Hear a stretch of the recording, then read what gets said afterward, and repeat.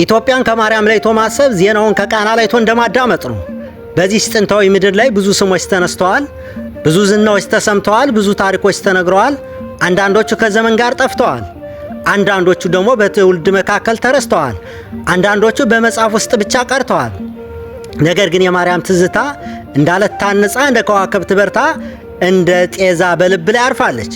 የሸዋ ሸለቆች ስለ እርሷ ያውቃሉ፣ የጎጃም መስኮች ያስታውሷታል፣ የወሎ አድባራቶች ያከብሯታል፣ የትግራይ ጥንታዊ መንደሮች ይዘክሯታል፣ የሲዳማ ኮረብታዎች፣ የጉራጌ መንደሮች፣ የጎንደር ቅርሶች፣ የበጌምድር ትዝታዎች ሁሉም እንደ አንድ ድምፅ ስለ ክብሯ ይናገራሉ።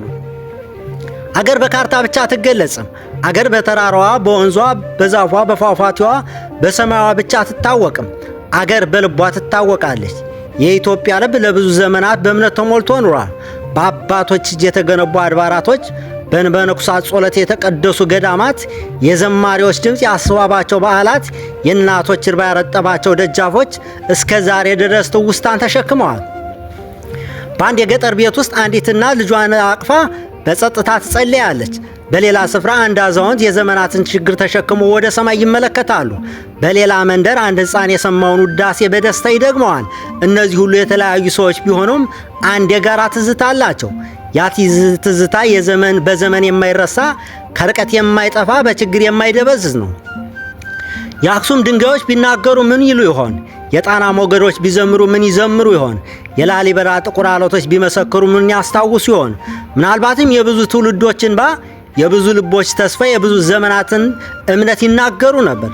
ዘመን ብዙ ነገሮችን ይለውጣል።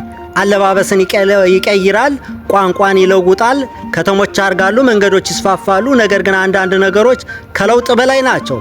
እንደ ፍቅር፣ እንደ ተስፋ፣ እንደ እምነት፣ እንደ ምሕረት እነዚህ ሁሉ ነገሮች የሰው ልጅ ሀብት ናቸው። ዛሬም ከብዙ ፈተናዎች መካከል ኢትዮጵያ ወደፊት ትጓዛለች። በየቀኑ አዳዲስ ህልሞች ይወለዳሉ፣ አዳዲስ ተስፋዎች ይበቅላሉ፣ አዳዲስ ምኞቶች ይገነባሉ። ልጆች ስለ ነገ ያስባሉ፣ ወጣቶች ስለ ስኬት ይመኛሉ፣ አዛውንቶች ስለ ሰላም ይጸልያሉ።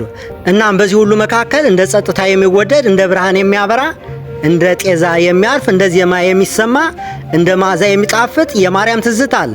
ሰላም ለኢትዮጵያ፣ ፍቅር ለህዝቦቿ፣ አንድነት ለወገኖቿ፣ በረከት ለልጆቿ፣ ብርሃን ለመጪው ትውልድ።